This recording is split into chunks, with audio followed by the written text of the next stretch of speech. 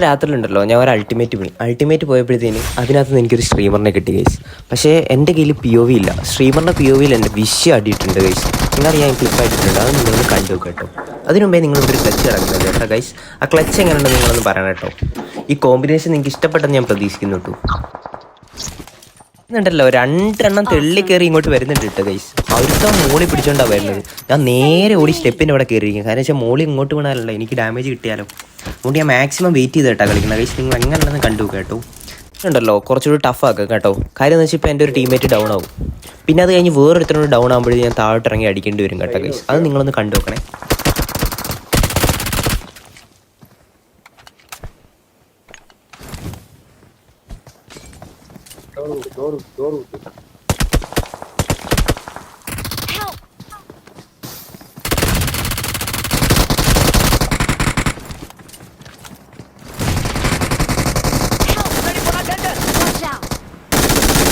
പ്ലെയറും കൂടി താഴെ ഉണ്ട് ഗൈസ്. അവനെ അടിക്കാൻ വേണ്ടിയിട്ട് ഞാൻ ഈ P90 റീലോഡ് ചെയ്തിട്ട് ഇനി ജമ്പ് ചെയ്യട്ടോ ഇവിടുന്ന്.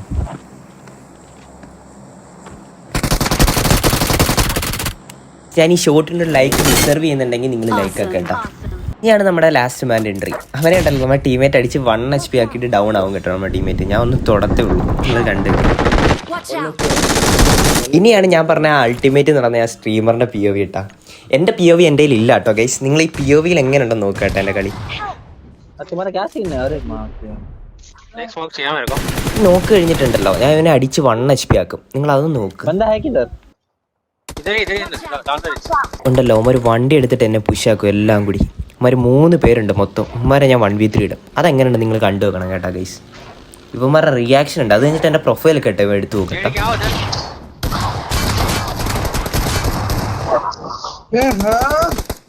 अबे 18 कर लिया भाई, मैं तेरे को मारने लगा बेंचो.